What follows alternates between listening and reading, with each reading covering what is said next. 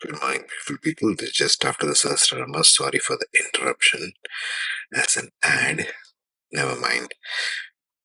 Now I'll be doing a series like I promised. The career D10 jobs, career, talents, abilities, and we'll explore this whole area we call career circa 2023, right? There was nothing like career before in the world. Industrial age changed all that stuff, and now artificial intelligence is changing a whole lot of stuff, as we can see. So, where I come from in this briefly, career for me is just a thing you do in the world, or is it something more than that to you? This we got to see and examine for ourselves. Yeah, what does career really mean to me? Where I come from is to explore more from the aspect of where the talents and abilities lie. Where are your talents? Where are your abilities? What is it that drives you innately? That's what's important to know from where I come from. Not where you will eventually land up, because the jobs or the career or jobs or whatever you will do is not so much about the position or the CEO or the success or the money. These are all very linear, narrow human terms. What you are here to do as a soul shows up in the chart, and that's what we shall explore. The birth chart, the D1, and the D10, the 10th divisional chart. Now I shall go through some slides where we shall explore what exactly is the D10, and we'll simplify that as we go along. Okay.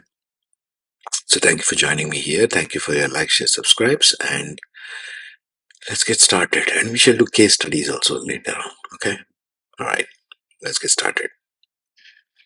There you go.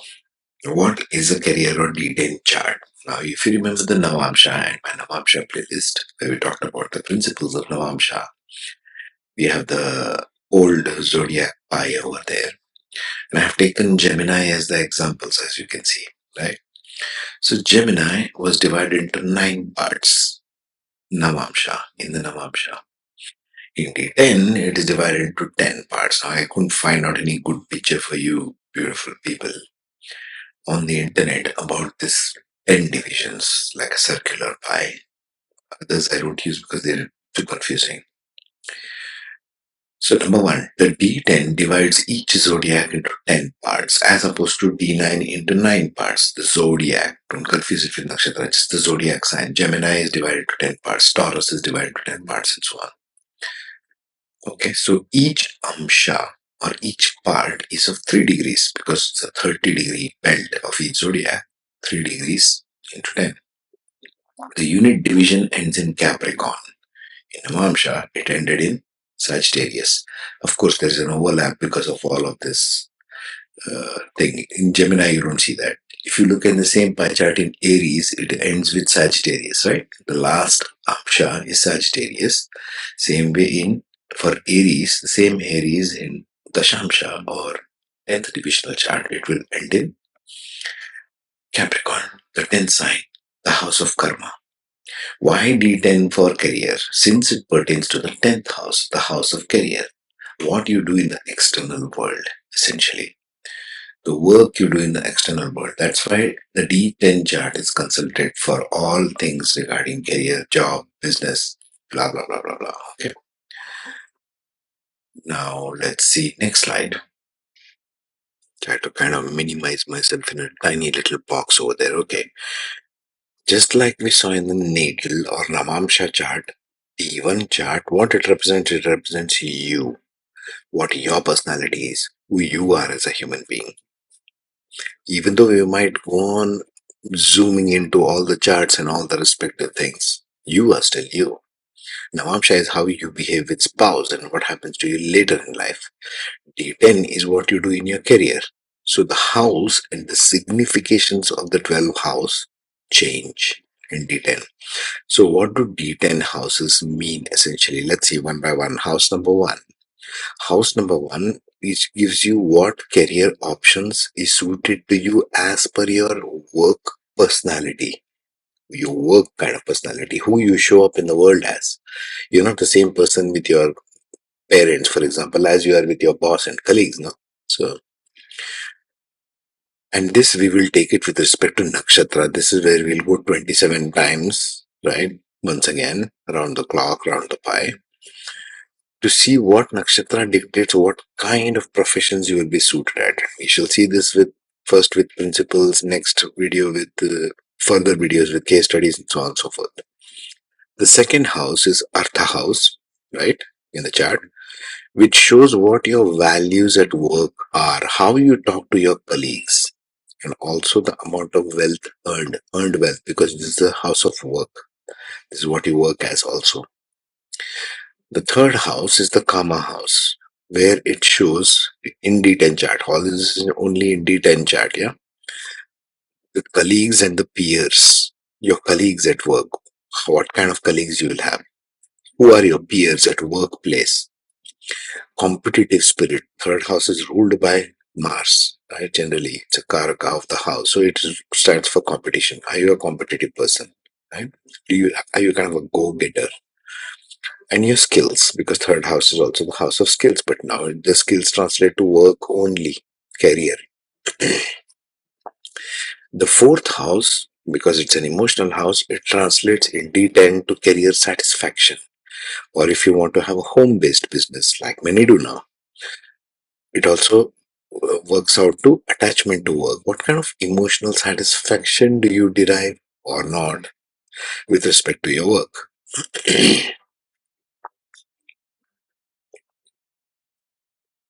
Sorry, coffee break. The fifth house is creativity at your workplace, because fifth house is the house of creativity. Fifth house also stands for children in the D1 chart. So in the D10 chart, it becomes subordinates as opposed to your boss. It also represents change of jobs if you want to change the job and the type of work you're going to do. Now, this fifth house also ties in with what is your creative intelligence like? How is your innate creative intelligence applied to your place of work? Think of it that way. The sixth house is the house of enemies in the D1. So here it becomes competition, like the third house, the carrier of the third house, you might say. Enemies in opposition and obstacles at your workplace. Let's face it, we are all competing in the workplace, right? The new energy that will shift and change, but yes, that is the thing. Seventh house in the D1 represented spouse. In this one represents business partnership. This is where the house characteristics sort of change and blend. Business partnership or spouse with respect to career. How well is your spouse supporting your career? See, eighth house, moksha house, ups and downs. It represents the ups and downs in your career. Everything translates to in your career, in your workplace. Ups and downs, joint assets. If you have joint assets, if you have a business in the seventh house, then eighth house will denote those joint assets. Number nine, the ninth house, mentors at work, because it stands for the place of guru. Ninth house, right? Guru, philosophy, higher learning, maybe higher education. Good luck. Are you lucky at work? Do you get all the good stuff, right projects, the creamy projects to work on, that kind of a thing? It also stands for working abroad. If you're going to work long distance, you go to foreign lands and come back. Mind you, there's a difference between typically the ninth house and the 12th house. Ninth house might then dedicate you're going to work and come back to the homeland, going to work, come back. 12th house, in the same sense, foreign lands, yes, but it might be permanent settlement abroad also, depending on the placements. Now we come to the 10th house in the D10 chart, which is authority, which is boss. What kind of a boss will you have at workplace? Again, this you've got to do both with D1 and D10, okay? I'm just giving you the D10 houses, what they mean. Authority, boss, position, appreciation, whether you'll achieve fame, success, whether you'll become a leader in your workplace, all that is dictated by the 10th house and how it works. The nakshatra, the planets, and so on, we'll see this. The 11th house is fulfillment, because 11th house is the realization of all your long-term dreams, long-term desires of life. Financial success, the community, the social network, because it's also a house of social media. Right? The 12th house is moksha, you're getting out of it, so it stands for retirement. Finally, when you are done with all this circus and drama, you're retiring. You're getting out of the mainstream and you're coming back to your. So it signifies retirement, settlement abroad, like I said, as opposed to only work abroad. Working behind the scenes, because 12th house is all for everything hidden. It can also mean hidden enemies at work, the backstabbers, so to speak. The scenes of working behind the scenes, loss of job in transits. Loss of job does not mean 12th house has got some malefic planets and you're always loss of job. No, that's why I put it in bracket. In transit. In transit, if something is going through that period, you might change jobs. Means you must lose one and get another one. Right? That's all it means. Loss of one thing is gain of something else. Okay? Let's get to the next one. I wanted to put some D10 career basics. These are the basic things you need to know. The D1 and D10 charts both to be seen for understanding talent, ability, and therefore the career satisfaction and a sense of personal fulfillment. Number two, typical approach. The typical approach which we did for D9 also somewhat carries to D10, what we did in the Navamsha. The ascendant angle, the cusp of the ascendant, the nakshatra sign in the cusp of the ascendant, nakshatra of the planets, especially the 10th house and lords of the 10th house, first house and lords of the first house, their placements in both D1 and D10 to be examined. We're talking of 1 and 10 now, when you talk of career, jobs, business, etc. For understanding the drive, talents, approach, and professional possibility. These are all possibilities and potentials only. If you don't move your ass, nothing is going to happen. Number three, circa 2023 and forward, all kinds of professional fields in mainstream are undergoing rapid transformation. The old human ideas of work and career themselves are shifting their ground realities. Therefore, it is vital for all young people out there, all you wonderful fans, to understand your own energy, your own spirit, and how and what is best suited for you, your personality, your fire, your passion, and therefore your fulfillment. Everybody's passionate about one thing or the other. It is never the same. These talents we are trying to uncover here through this analysis. Number four, concepts like success, fame, leadership are very illusory. In my own experience as being a leader, are meaningless and redundant when it comes to who and what you are. That's what's important. As an embodied soul in human form, and have come to enjoy and play joyfully in this earth. You're in this earth for a little while. How big is your career anyway? These HR people, human resource people are idiots. They are just trying to promote all hang carrots of all kinds. You do this and we'll promote to the next level. That doesn't mean anything for you, for your soul. You're there only, you're going to do work for 20, 30 years and then you're finished. It's a very short time, trust me. So I do not encourage young people to ever go in that direction. I do not encourage you to chase success or chase fame or chase leadership or chase even big money. It's a waste of your life. Do not seek success, but seek clarity, seek your own personal empowerment, find out your passion, your bliss, your inner fire, and go in that direction. That will be more fulfilling to you when you look back upon your career, your life, and go, wow, I did all that shit. Imagine that, right? That's the feeling you got to finish with.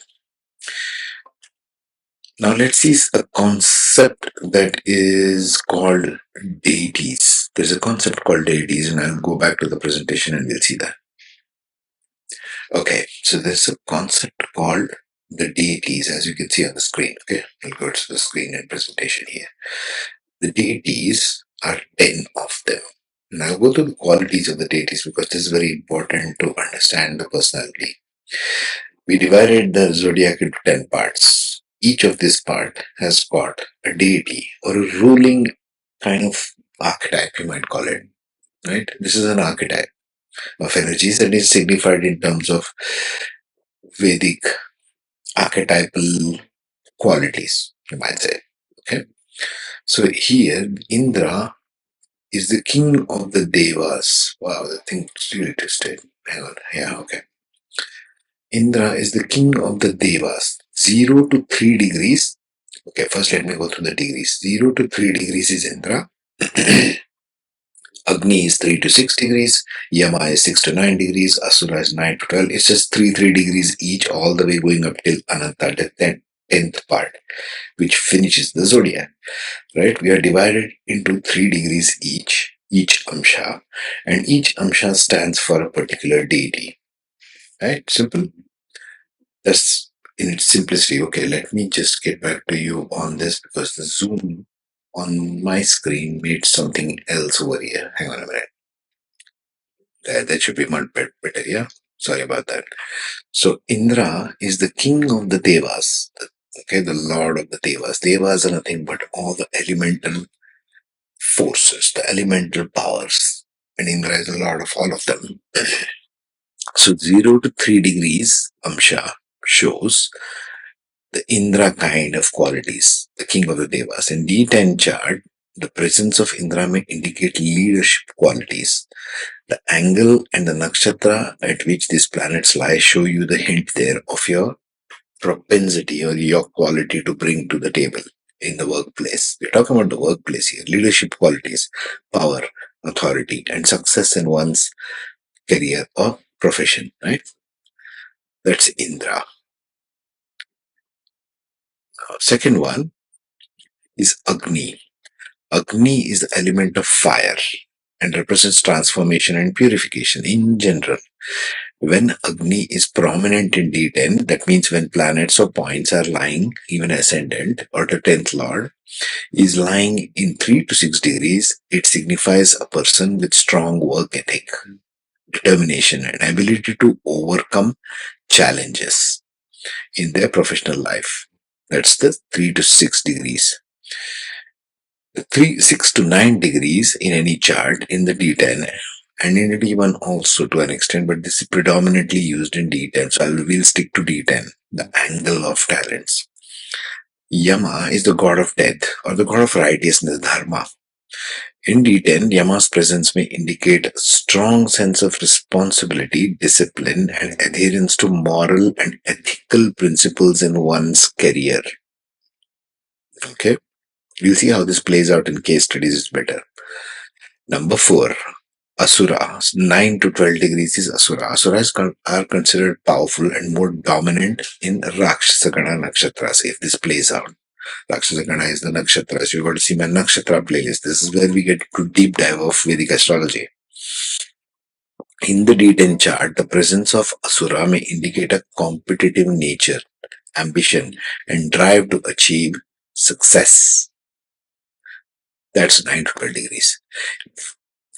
The fifth one is Varuna, 12 to 15 degrees if the planets or points are in angle in the D10 chart. It signifies there is more Varuna element. Varuna is a god of cosmic waters, ethers. Also waters as in physical water. Signifies deep emotion, flow of energy in the emotional body. In D10 chart, Varuna's presence may indicate a person with excellent communication skills, adaptability, ability to connect with others in their professional endeavors. So these people can become good emotional communicators, yeah? Important, isn't it? The sixth one, Vayu, 15 to 18 degrees is Vayu. Vayu is god of wind. Represents movement and agility. When Vayu is prominent in the D10 chart, it suggests a person who's dynamic, flexible, and capable of swiftly adapting to changing circumstances in their career. Moves like the wind, right? Sorry. Okay. Number 7 is Kubera, wealth, money. Show me the money. Now everybody wants money. The angle is between 18 to 21 degrees. So when planets or points in your D10 chart are between 18 to 21 degrees, it shows the god of wealth and prosperity is more prominent for you. It says a drive to accomplish that as well. Presence of Kubera may indicate financial success, abundance, and potential for material gains in one's profession. Number 8, Ishana, 21 to 24 degrees. Ishana means the direction of northeast. It also stands for Lord Shiva. Represents spiritual growth and enlightenment. See the transition when we go from 1 to 10, how it transcends in the profession itself. In D10 chart, Ishana's presence may suggest a person with deep spiritual connection and the ability to find purpose and meaning in their professional life.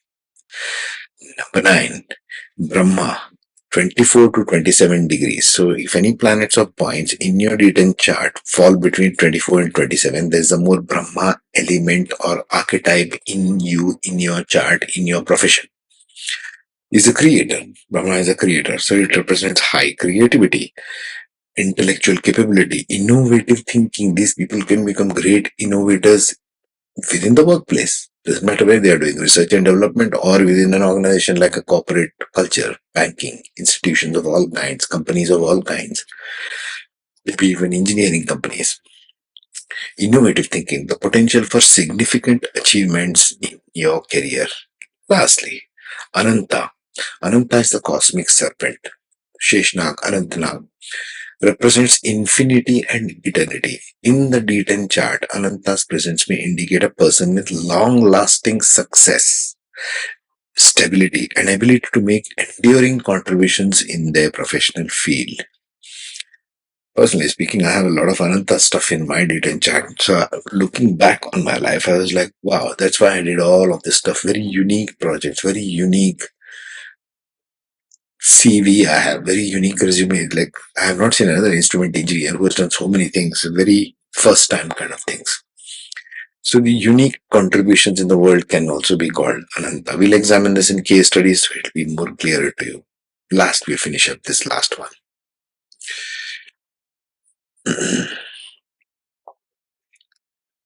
So, we'll finish up with this basic principle and I'll cover this more as we go along. It's too much to digest in one shot, one video, right? So, that's the D1 chart on your left and it transforms to D10 in your career. Meaning what? You're the same person. D1 will always remain D1. D10 is what you do at work. There's just one part of your life. You don't have to give overindulgence into one part of your life. You've got so many other parts of your life. Don't neglect your home front because of career. Right? So both are present. Both need to be considered. We will consider both the D1 and the D10 chart as we go along. Okay? And we'll examine, I would think directly in terms of case study rather than going through. That's what I'm thinking aloud here. Rather than going into just principles and dry stuff. So we'll just directly maybe go into case studies. Let me work on it for you. So, number one, the transformation of D1 Lords of Talent. Lords of Talent is what? Mercury, Venus, Mars. D1 Lords of Knowledge, Jupiter. D1 Lord of Work, Saturn. Saturn is just a workaholic. As well as Rahu and Ketu with all nakshatras and deities to D10. Meaning what? We will see the transition, how it works from D1 to D10. Suppose there is Venus here, in the first house in D10, D1. Where does Venus go and land in the D10? Is it this one? Where does Venus go from here to here? There's always that. We'll do that in case studies. Number two, the ascendant and the lord of ascendant with the nakshatra and the 10th house sign and lord and nakshatra of D1 to D10 also we should consider because we are specifically focusing on work and here. Yeah. So we will do that. This is the career playlist. Welcome to the career playlist. The earlier ones which I had made was when I myself was pretty raw in the whole thing. This is further development over the last 2 years. So now let's do it. And now I'm kind of being prompted to go in for, if you need career consultation, my email is linked in the description box. You can get in touch with me over my email. If you need a reading also, but I do only personal, so Zoom, be ready to Zoom. I don't do just blind charts, doesn't help anyone. If I just give you a chart analysis, a Word document, you'll take it and throw it in the trash can. I'm interested in helping you. So I have to know who you are, what your personal circumstances is. Be ready to Zoom and chat with me first. Chart comes later, chat comes first. Okay, take care, be safe.